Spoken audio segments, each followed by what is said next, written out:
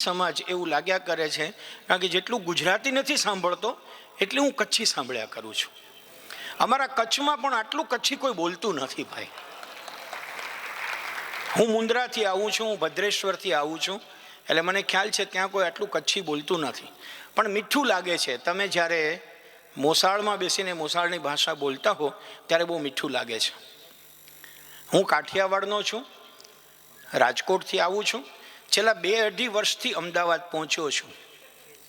હવે કેવો બદલાવું એ કાંઈ કહેવાય નહીં, પણ અમદાવાદનો રંગ અને કાઠિયાવાડનો રંગ જ્યારે હું રંગમંચ ઉપર જોઉં ત્યારે ફરી એકવાર મારા શરીરમાં અને વજનમાં વધારો થાય તે સ્વાભાવિક છે. મિત્રો, આપણી એક સામાન્ય સમજ છે કે ભેગા થવું હોય તો ઉત્સવ જોઈએ. ઉત્સવ અમાર જાતિ, એવું ટાગોરજીએ કહ્યું, અને ઉત્સવ પ્રિયાહા જનાહા એવું કાલિદાસે કહ્યું. એવું આપણે આ ઉત્સવ ઉજવીએ છીએ. અમારા ડોંગરે મહારાજ તો એમ કહેતા કે લાલો પડખું ફર્યો, લ્યો ઉત્સવ ઉજવો. લાલો પડખું ફેરવે તોય આપણે ઉત્સવ ઉજવી નાખીએ, એવા આપણે માણસો છીએ.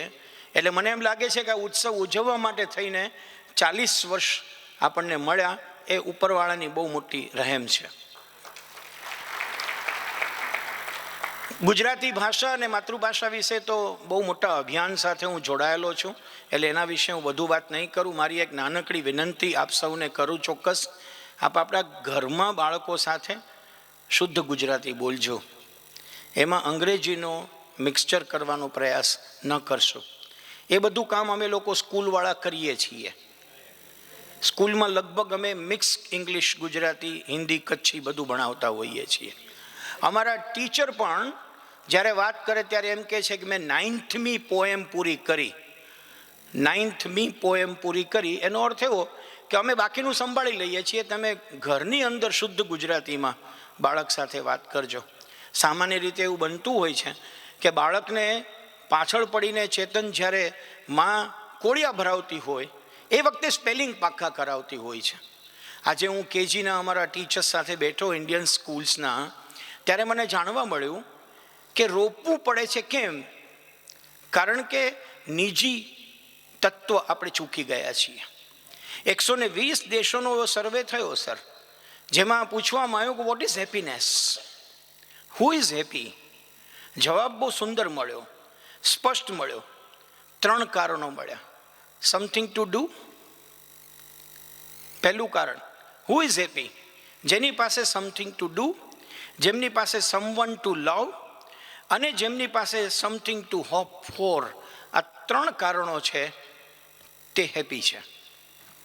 હું એવું માનું છું કે સમથિંગ ટુ ડુ એ આપણે ઘરમાં કરવાનું છે. સમવન ટુ લવ એ આપણે પડોશ આજુબાજુમાં લંબાવવાનું છે. પણ સમથિંગ ટુ હોપ ફોર એ વૈશ્વિક દરજ્જે લઈ જવાનું છે. મારો ઘરનો ઉંબરો જો મેં પૂજ્યો હશે તો વિશ્વના તોરણો મને પૂંખવા માટે હંમેશા તૈયાર રહેશે. અને ઉંબરો પૂજવા માટે મારા બાળકને મારે સાચવવાનું છે. અને મારા બાળકને સાચવવું હોય તો માએ માની ભાષા બોલવી પડે.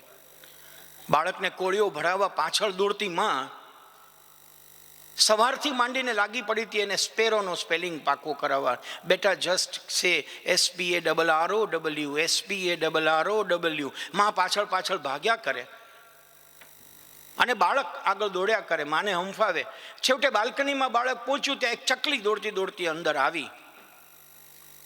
આ ચકલી હવે શોધવી બહુ મુશ્કેલ છે, તમારે ત્યાં તો શોધવી બહુ જ મુશ્કેલ છે. પણ એ ચકલી અંદર આવી અને એ બાળકનું ભાગ્ય એવું કે એણે કહ્યું કે માં જો ચકલી આવી. એટલે માએ કહ્યું, મમ્મીએ કહ્યું, બેટા એ સ્પેરો છે. એટલે બાળકે કહ્યું, અરે ચકલી કે ને મમ્મી, તું શું સવારની સ્પેરો લાગી પડી છો? મારી માત્ર નાનકડી વિનંતી છે મિત્રો કે આપ આપના ઘરની અંદર જ્યારે જ્યારે કોઈ વાત કરો ત્યારે શુદ્ધ ગુજરાતીમાં, આપણી તળપદી ગુજરાતીમાં, સાંઈરામની ભાષામાં, અંકિતની ભાષામાં, દિલીપ સોનીની ભાષામાં વાત કરજો. મીઠું લાગશે. સાંઈરામ કેમ ગમે છે? કારણ કે ક્યારેક બોલે છે માટે ગમે છે. આપણે આવું ગુજરાતી બોલીએ તો રોજનો ટેસડો પડી જાય એવી ઘટના છે. મિત્રો, એવું કહેવાયું છે કે તમે પ્રેમ વગર ગુમાવી શકો, પણ તમે ગુમાવ્યા વગર પ્રેમ ન કરી શકો. હું એવું માનું છું કે પ્રેમ વગર ગુમાવવાનું આપણને પોસાય તેમ નથી, અને ગુમાવ્યા વગર પ્રેમ કરવાનું પણ આપણને ફાવે તેમ નથી. આપણી પાસે 3 સ્ટેપ છે લાઈફના, અને એમાં આપ સૌ 40મા વર્ષે બીજા સ્ટેપ ઉપર છો. પહેલું સ્ટેપ છે લાઈફ ઓફ સ્ટ્રગલ, સંઘર્ષની જીવતી. જે જિંદગીમાં સંઘર્ષ હોય છે એમાં જ બીજું સ્ટેપ આવે છે, that is life of success. અહીંયા મારી સામે અસિતભાઈ બેઠા છે, એ આજે 1800 એપિસોડ ઉપર પહોંચ્યા છે, પણ એમનું સ્ટ્રગલ ચાલ્યું છે. એમની સ્ટ્રગલ ચાલી છે પહેલાં 500ને ટચ કરવા માટે. એમના કરતાં પણ પહેલો એપિસોડ એ અમને પત્ની માટે જે એક ટેસ્ટ કેસ હતો. સિદ્ધાર્થ રાંદેરિયાના દીકરાને પૂછવામાં આવ્યું કે ઘરમાં થિયેટર હતું તો પણ તું નર્વસ કેમ હતો? એણે કહ્યું કે ઘરમાં થિયેટર હતું પણ એને પડદે લઈ જવાનો મારો આ પહેલો અનુભવ હતો, એટલા માટે હું નર્વસ હતો. તો એ પહેલો એપિસોડ એ સંઘર્ષનો એપિસોડ છે. મિત્રો, યાદ રાખજો, જે સંઘર્ષની જિંદગીમાં હારતા નથી તે સફળતાની જિંદગીમાં જાય છે. And that is the second stage. First is life of struggle, the second is life of success. અને સક્સેસની લાઈફમાં જે છકી જતા નથી તે ત્રીજા સ્ટેપ ઉપર જાય છે, that is life of significance, સાર્થકતાની જિંદગી. હવે એ લોકો સાર્થકતાની જિંદગીમાં છે. એટલા માટે ભીડે સાહેબ અહીંયા આવે ને એક નાનકડો ડાયલોગ બોલે ત્યાં તો આપણે ચીચિયારીઓ કરીએ છીએ. એ ભેડા સાહેબને પહેલા 500 એપિસોડ સુધી આપણે નિગ્લેક્ટ કરતા હતા. Now you can not neglect the character, because the character is converted into personality. Character is converted into personality. મારે જાજો સમય નથી લેવો, આપ સૌને ખ્યાલ છે હું અને તમે જન્મીએ ત્યારે સેલ્ફ હોઈએ છીએ, અને સેલ્ફ બધા પાસે છે. ભિખારીનો સેલ્ફ અને મારો સેલ્ફ સરખો છે. SELF, સ્વ, જેને સંસ્કૃતમાં કહેવાય આત્મન, જેમાં બોડી, માઇન્ડ અને ઇન્ટેલેક્ટ ઓલમાઇટીએ બધાને આપ્યું, પણ જન્મ્યા ભેગું આપણી ઉપર એક પરસોના લાગે. 12મે દિવસે મારું નામ પાડ્યું ભદ્રાયું, બધાએ કહ્યું આ નાગર, પછી કહ્યું રાજકોટનો, પછી કહ્યું વછરાજાની, પછી સ્કૂલનું પરસોના, પછી ત્રીજું પરસોના, પછી પરસોના લાગ્યા. એમાંથી સેલ્ફ ભૂલાઈ ગયો અને પર્સનાલિટી ડેવલપ થઈ ગઈ. When your personality is developed, that is the right step to come back to yourself. મને એવું લાગે છે કે સ્વસ્થ આરોગ્યના જો 60 વર્ષ ગણવા હોય તો 20 અને 20 ગુજરાતી મસ્કત સમાજના પૂરા થયા છે. એ પહેલા 20 તમારા સંઘર્ષના હતા, બીજા 20 તમારા સફળતાના છે. ચંદ્રકાંતભાઈ, હવે 41 થી 60 તમારે સાર્થકતા પુરવાર કરવાની છે. Bye bye. અને મારી આપ સૌને વિનંતી છે કે સાર્થકતામાં મંથન ઓછું એમ ન બને એ યાદ રાખીએ. કદાચ સફળતાનો દોર આવે ત્યારે આપણે રંજનમાં વધુ પડીએ છીએ, અને હવેના દોરમાં આપણે મંથનમાં પડવું પડશે. We not need to go deep into our self. મને એક ખ્યાલ છે કે તમારી નેક્સ્ટ પેઢી અહીંયા હોતી નથી. મેં જાણ્યું છે કે બધા ભણવા માટે બહાર નીકળી જાય છે. એ પેઢી પાછી આવે અને એ પેઢી તમારા મસ્કત ગુજરાતી સમાજનું સુકાન સંભાળે અને 51મો જન્મદિવસ ઉજવે ત્યારે એ નવી પેઢી સાથે આ જૂનું ખોળિયું ફરી એકવાર તમારી સાથે રહેશે. વાહ વાહ, બહુ બઢિયા. મેં એક પ્રાર્થના સુંદર મજાની આપ સૌ માટે કરી છે. એ પ્રાર્થના સાથે અને એ આજની શુભેચ્છા સાથે હું મારા શબ્દોને વિરામ આપીશ. હે ઈશ્વર, મારી પાસે પૂરતું છે. હે ઈશ્વર, મારી પાસે પૂરતું છે. અમૂલ્ય રત્ન જેવી 2 આંખો, આનંદની બંસરી બજાવી જાય તેવું મુખ, પૈસાથી ખરીદી ન શકાય તેવી તંદુરસ્તી છે. હે ઈશ્વર, મારી પાસે પૂરતું છે. આકાશમાં સૂર્ય છે, માથા પર છાપરું છે, મારા હાથને કામ મળી રહે છે, ખાવા પીવાની ખેંચ નથી અને પ્રેમ કરી શકું એવા મસ્કત ગુજરાતી સમાજના માણસો છે. હે ઈશ્વર, મારી પાસે પૂરતું છે. Thank you very much. ધન્યવાદ, ધન્યવાદ પધરાવીભાઈ, ધન્યવાદ. પછી I would like to call upon the stage Shri Arvind Bhatt. Arvind bhai, please. શરીરથી અને બુદ્ધિથી ભારેખમ વ્યક્તિ, ભારેખમ સાહિત્ય પીરસી ગયા. હવે ત્યાર પછી મારા જેવો વ્યક્તિનો તો કોઈ ક્લાસ નથી, પણ જે હું વિચાર કરીને આવ્યો છું એ હું જરૂર કહીશ. હું સારી રીતે જાણું છું કે ઉચ્ચ ક્વોલિટીનું તમને પીરસવામાં આવ્યું છે, એટલે મારું કદાચ દેખાય નહીં, પણ એટલું ચોક્કસ હું જાણું છું કે સ્મશાનમાં શરણાઈ ન વગાડાય અને લગ્ન મંડપમાં મરસિયા ન ગવાય. પણ જે કહેવું છે એ તો કહીને જ રહીશ. મનુષ્ય જીવનનો અનમોલ સમય એટલે એનું બચપણ, જેમાં એને પ્રેમ માગવો પડતો નથી. લોકો સામેથી આવે, બાળકના ગાલ ખેંચે, પપ્પીઓનો વરસાદ વરસાવે અને ભરપૂર પ્રેમ મળે. ત્યાર પછી જીવનમાં યુવાની આવે અને યુવાનીમાં પ્રેમ આપોઆપ થઈ જાય બેઉ પાત્રોથી. અને પછી વૃદ્ધાશ્રમ આવે તો ત્યારે જીવનની સચ્ચાઈ સામે આવે. ઘરમાં પ્રેમ ન મળે, બહાર માગવા જવું પડે. ઘરના તિરસ્કાર આવી શકે છે અને બહાર બહુમાન થાય, સન્માન થાય. સિનિયર સિટીઝનના નામે સર્ટિફિકેટો અપાય.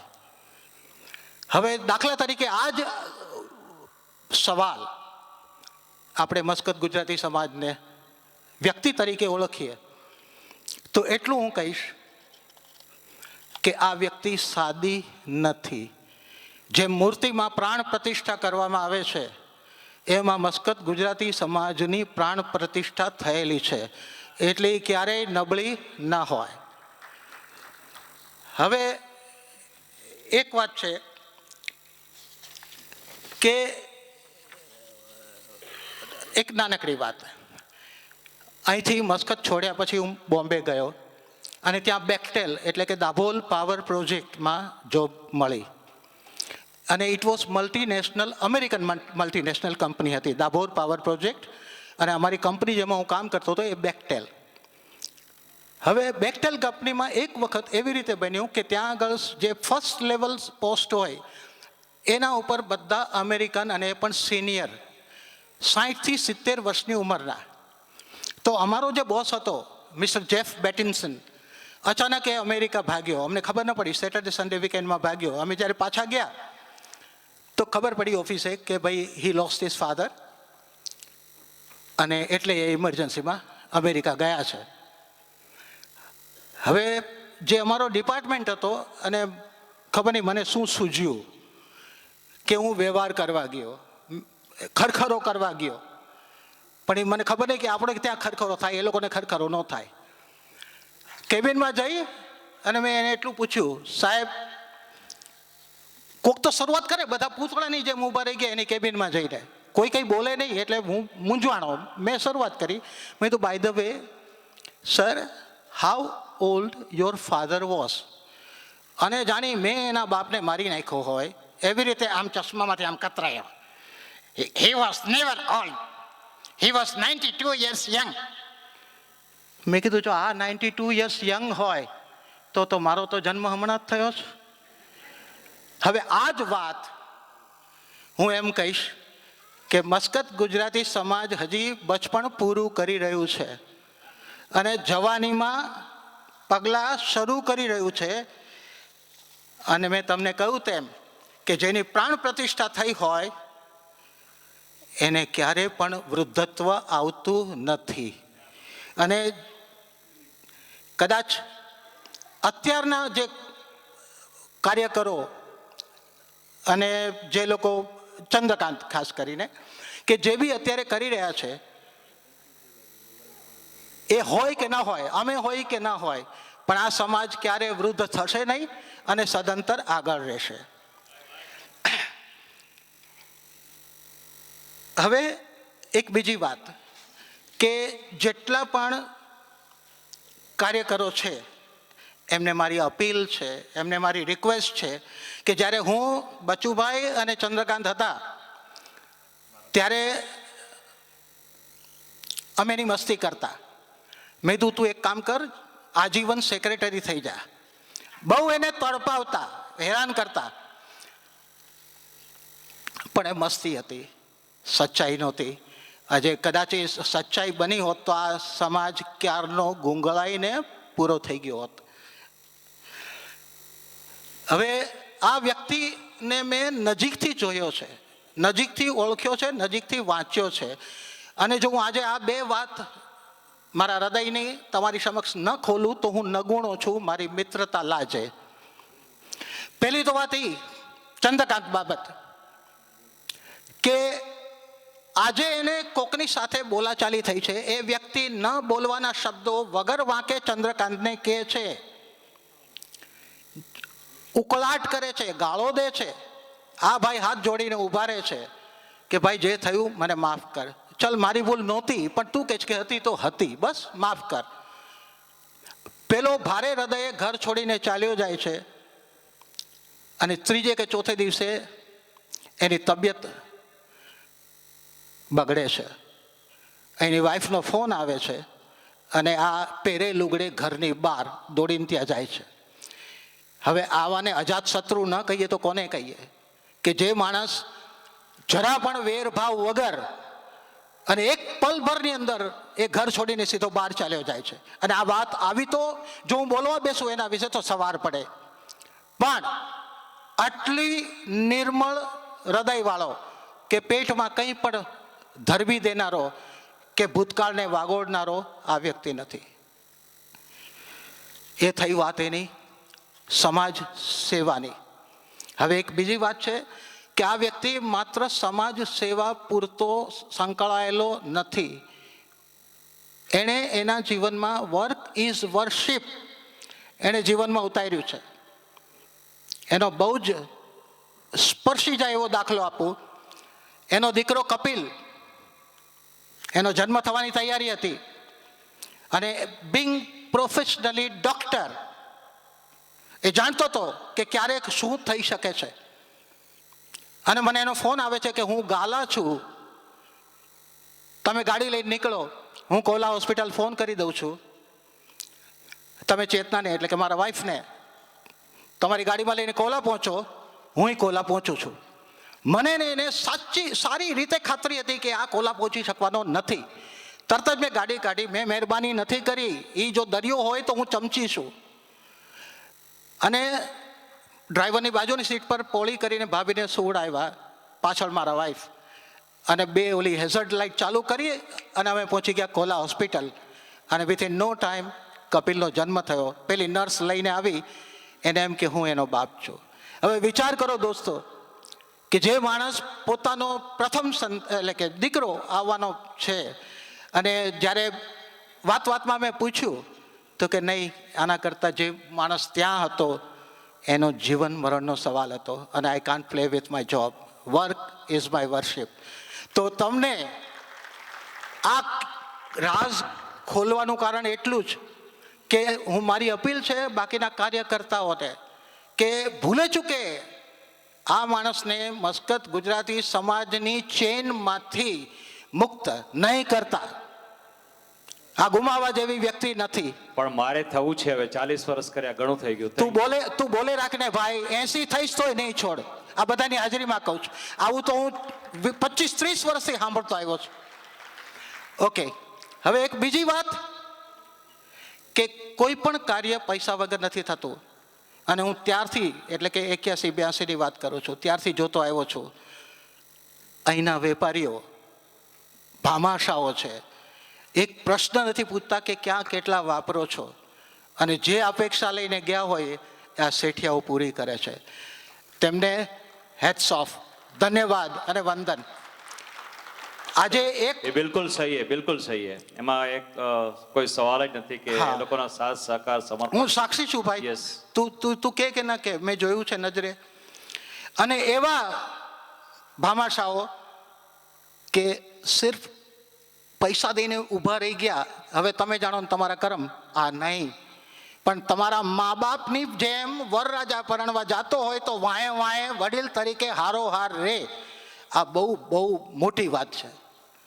શું એટલે તમને બધાને મારી એ વિનંતી છે, કલાકારોને, કાર્યકર્તાઓને અને હોદ્દેદારોને, કે આ સમાજને જ્યાં સુધી લઈ ગયા છીએ, હું તો કહું છું ભગવાન જો જીવતો નહીં રાખે તો હું ઉપરથી ભૂત થઈને આવીશ, પણ 100મા વર્ષે અહીંયા આવીશ. મસ્કાત ગુજરાતી સમાજ 100મા વર્ષે જ ઉજવશે, હું આવીશ. ભાઈ okay, thank you very much. ભૂતકાળના સંભાળના અને જૂની વાતોને યાદ કરતા અરવિંદભાઈની સરસ મજાની સ્પીચ પછી we would like to call upon Shri Ramesh Tannaji. નમસ્તે. મસ્કત ગુજરાતી સમાજને 40 વર્ષ પૂર્ણ કરવા બદલ 11 દરિયા ભરીને સમગ્ર ગુજરાત તરફથી અભિનંદન આપું છું. મસ્કતને યાદ કરીએ એટલે દરિયાને પહેલો યાદ કરવો જ પડે. હું આજે સવારે કલ્પના કરતો હતો કે માંડવીનો દરિયો મસ્કતના દરિયાને પત્ર લખે તો એમાં શું શું લખે. આપણો પોરબંદરનો ખારવો કે માંડવીનો ભાટિયા વર્ષો પહેલાં સઢવાળી આમ પ્રચંડ ઘૂઘવતા દરિયાને ચીરીને જ્યારે એ લોકો આફ્રિકા ગયા હશે કે અહીંયા ઓમાન આવ્યા હશે, ત્યારે એમના હૃદયમાં, એમના ફેફસામાં કેટલી તાકાત હશે અને કેટલા બધા સંવેદનો સાથે એમણે આ સફર કરી હશે. હું તો યાદ કરું, છેલ્લા 3 દિવસથી સતત બધાને મળી રહ્યો છું, બધાના ઘરે જઈને મમ્મીઓને મળી રહ્યો છું, ત્યારે મને તો સૌથી પહેલાં મમ્મીઓ યાદ આવે છે કે મારી પેલી માતા પોતાના 16 વર્ષના, 18 વર્ષના, 19 વર્ષના દીકરાને આમ વહાણ ધીરે ધીરે જતું હશે અને એ કિનારે ઊભી ઊભી જોતી હશે, અને જ્યારે વહાણ અદૃશ્ય થઈ ગયું હશે ત્યારે એના હૃદયમાં કેવું સંવેદનશીલતાનું હશે. 2 વર્ષ, 5 વર્ષ, 10 વર્ષ, અને ત્યારે તો આવા સાધનો પણ નહોતા. તો આ સંવેદનશીલતાના પાયામાં આ આખો સમાજ રચાયો છે. એ બહુ જ મોટી વાત છે. મનુભાઈ પંચોળી એકવાર અમેરિકા ગયા, બહુ મોટા સાહિત્યકાર ગુજરાતી ભાષાના. તો એમણે ત્યાંના એક ઇતિહાસકારને સવાલ પૂછ્યો કે અમારા ભારતમાં એક સૂત્ર છે, સત્યમેવ જયતે.